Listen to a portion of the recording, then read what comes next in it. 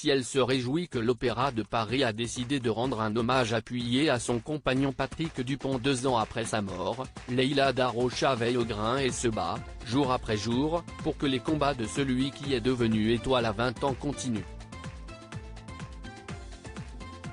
Et notamment pour que leur compagnie des White Eagles vive, représentée par plusieurs jeunes danseurs qui se battent chacun pour une cause, celle-ci tente de faire changer les mentalités, un vrai combat pour le couple. Il faut dire que tous les deux avaient traversé de nombreuses épreuves. D'ailleurs, la jeune femme le dit elle-même dans Le Figaro, ce samedi, lorsqu'un jour de 2003, passionnée de danse, elle contacte Patrick Dupont, elle le tire de l'enfer.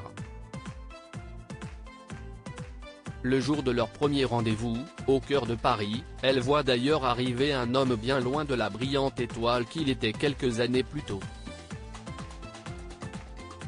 Enroulé dans une écharpe tricotée en grosse laine, il est entouré d'un nuage de tabac et elle ne tarde pas à repérer cigarettes et alcool sur la table devant lui. J'ai découvert un homme abîmé, dans le chagrin, la tristesse et la solitude. Il avait tout perdu. Ses amis, ses fans, son maître, Max Bozzoni, mort en 2003, note de la rédaction. Son appartement du parc Monceau avait été saisi, sa maison de Normandie avait brûlé.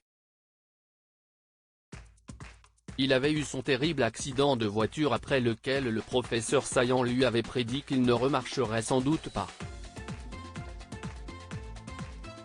Il pesait 51 kg au lieu de 70, son poids de forme.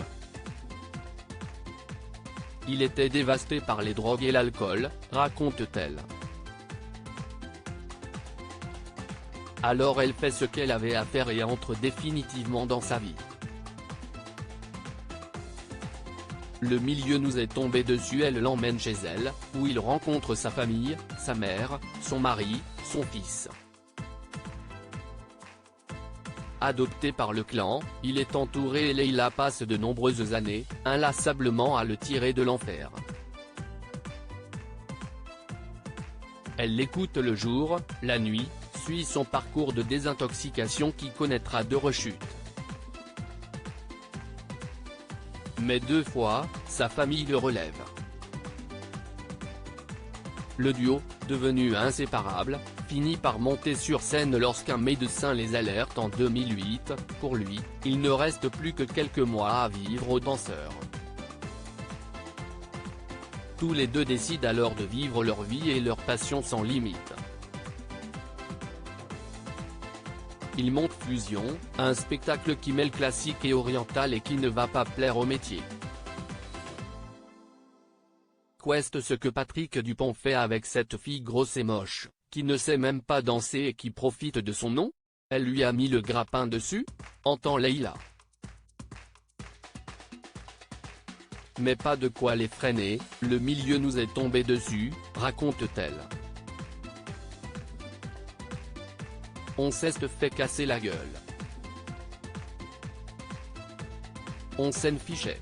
En sortant de la tournée, la menace de mort s'était éloignée. Je lui ai alors appris l'enseignement. Lui qui avait trop donné, et qui était usé, abusé, lui qui s'était laissé déchirer par son énergie affolante a délivré un enseignement ciselé comme un diamant. Plus tard, Patrick Dupont redevient la star qu'il a été, notamment grâce à des émissions comme Prodige, ou Danse avec les stars, qui n'ont pas manqué de saluer son talent immense et qui lui ont rendu un hommage appuyé après sa mort le 5 mars 2021. Mais comme il l'avouait lui-même, sans Leïla à ses côtés, les choses auraient été différentes, elle m'a recadré. Je suis embarqué dans sa dynamique, elle me dirige presque malgré moi. Si est très similaire à ce que j'ai connu avec mon maître Max Bozzoni ou Maurice Béjart. Moi tout seul, j'explose en vol.